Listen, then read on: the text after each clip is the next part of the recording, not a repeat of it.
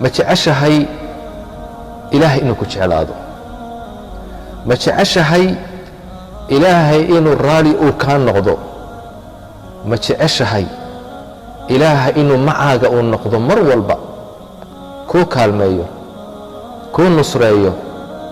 wax walba ood u baahan tahay uu ku siiyo ku hanuuniyo ku jeclaado ku soo dhoweeyo ku toosiyo ma jeceshahay haddaad jeceshahay 7 astaamaan kuu sheegi uu ilaahay kugu jeclaanayo raalli kaaga noqonayo aad ugu dhowaanaysid waa 7 sifo inaad ku sugnaatid sifada koobaad waa alixsaan waa inaad fiicnaatid hadalkaagu inuu fiicnaado ficilkaagu inuu fiicnaado cibaadadaadu inay fiicnaato an tacbud allaha kaannaka taraah inaad ilaahay u caabuddo siduu qof arkayo oo kale inay akhlaaqdaadu fiicnaato sidaasuu ilaahay kuu jeclaanayaa ilaahay waxaa yidhi waaxsinuu ina allaha yuxibu almuxsiniin wanaagsanaada buu ilaahay yidhi darajada alixsaan gaadha ilaahay yuxibu wuxuu jecel yahay almuxsiniin kuwa wanaagsan ayuu ilaahay jecel yahay ilaahay waxa uu yidhi liladiina axsanuu alxusna waziyaada kuwii wanaagsanaaday waxaa u sugnaaday alxusna janna u sugnaatay iyo waziyaada iyo ziyaada u sugnaatay janno iyo ziyaado ziyaadadaasi waa annadaru ilaa wajhi illaah waa wejiga ilaahay inay arkaan ilaahaad caabudi jirta inaad aragtid maxaa ka weyn maxaa ka fiican allahu akbar sayidkeennii nebi ciise calayhi الsalaam waxa uu yidhi laysa alixsaanu an tuxsina ilaa man axsana ilayk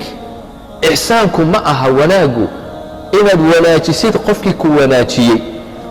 tilka mukaafa'a taa waxaa la yidhaahdaa wanaag oo qofkii u abaalgudday ayaa la yidhaahdaa ixsaanku muxuu yahay waxa uu yidhi an tuxsina ilaa man asaa'a ilayk qofkii ku xumeeyey ood wanaajisid weeyaan waa darajo sare maxay ku gaadheen inuu ilaahay raali uu ka noqdo inuu ilaahay jeclaado inay jannada galaan inay ilaahay arkaan maxay ku jeclaadeen kuwaas ilaahay waxau yidhi innahum kaanuu qabla dalika muxsiniin waxay ahaayeen adduunka markay joogeen qaar wanaagsan bay ahaayeen akhlaaqdoodii iyo qowlkoogu uu wanaagsan yahay idan sifada ugu horeeya astaanta ugu horaysa waa inaad noqotid qof fiican calaamadda labaad astaanta labaad uu ilaahay kugu jeclaanayo raalli kaaga noqonayo waxa weeye attawba inaad ilaahay u toobad keentid mar walba ilaahay aad u noqotid ilaahay waxa uu yidhi ina allaha yuxibu الtawaabiin ilaahay wuxuu jecel yahay kuwa mar walba toobad keena ee ilaahay u noqda ilaahay wuxuu doonayaa inuu toobada kaa aqbalo dembiga inuu kaa meedho ilaahay kugu farxayaa toobadaada markaad ilaahay u soo noqotid ilaahay kugu farxayaa maxaa ka fiican marka inaad ilaahay u noqotid ilaahay u toobad keentid ilaahay ku jeclaanayaa toobaduna waa astaanta labaad oo ilaahay kugu jeclaanayo ta saddexaad ilaahay waxa uu jecel yahay uu kugu jeclaanayaa oo raalli kaaga noqonayaa waa atatahur inaad isdaahir yeeshid qalbigaaga inaad nadiif ka dhigtid jirkaaga inaad nadiif ka dhigtid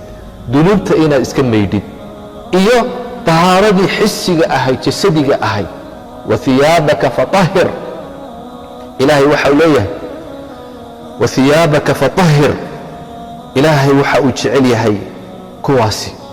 isdaahir yeela ayuu ilaahay jecel yahay ina allaha yuxibu الtawaabiin wayuxibu اlmutatahhiriin kuwa isnadiifta ku dadaala iimaankooga iyo qalbigooga iyo caqligooga iyo jirkooga intaba nadiifiya nadaafadda ku dadaala taana ilaahay uu jecel yahay ilaahay baad ugu dhowaan raalli buu kaaga noqonayaa sifada afaraad oo alla kugu jeclaanayo kugu soo dhowaynayo darajo sare uu kugu siinayo ta afaraad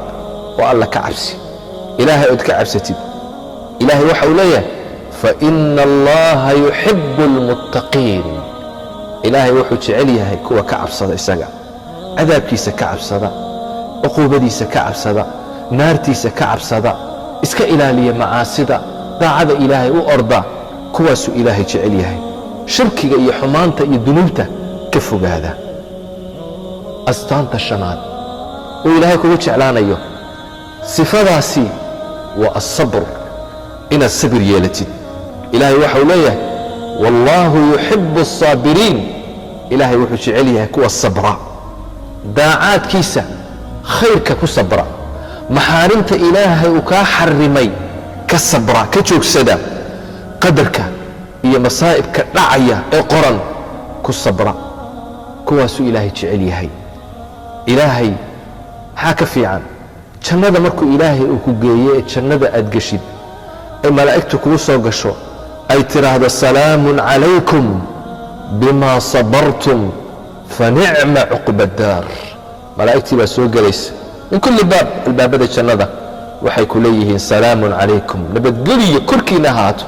jannada maxaad ku gasheen waa bima sabartum sabirkiini awgeed daacadii ilaahay baad ku sabirteen maxaarimtii baad ka sabirteen qadarkii ilaahay ayaad ku sabirteen ta lixaad waa altawakul cala allah ilaahay oo tala saaratid asbaabta ood la timaadid aad ilaahay arrintaada u dhiibatid ilaahay wuu kugu jeclaan ina allaha yuxibu almutawakiliin ilaahay wuxuu jecel yahay kuwa tala saarta arrintooda hagaajiya dabadeed dadaala ilna ilaahay tala saarta maaha asbaabta inaad ka tagtid oo tidhaahdid ilaahay ayaan tala saaranaya sababta la imo ilaahayna tala saaro acqilhaa watawakal tawakulkuna waa wuxuu ilaahay kugu jeclaanayo ilaahay muna kugu filnayn ilaahay waxa uhi alaysa allaahu bikaafin cabda ilaahay addoonkiisa muna ku filnayn qofka ilaahay tala saarta ilaahay kugu filan yahay ta toddobaad waa cadaalad waa inaad la timaadid cadaaladda ilaahay uu jecel yahay awlaadaada dhexdooda dadka dhexdooda naftaada xataa qofkani iyo adiga haddii aad isqabataan cadaalad yeel mar walba inaad cadaaladda aad ku dadaashid ilaahay waxau le ina allaha yuxibu almuqsitiin ilaahay wuxuu jecel yahay kuwa cadaaladda la yimaada cadaaladdan ku dadaalno toddobadaa sifo ilaahay kugu jeclaanayaa raalli buu kaaga noqonayaa waa u dhowaanaysaa jannooyinka ilaahay ayaad ku gaadhaysaa ilaahay haynagu arsaaqo sifaadkaa wanaagsan wasalaamu calaykum waraxmat ullaahi wabarakaatuh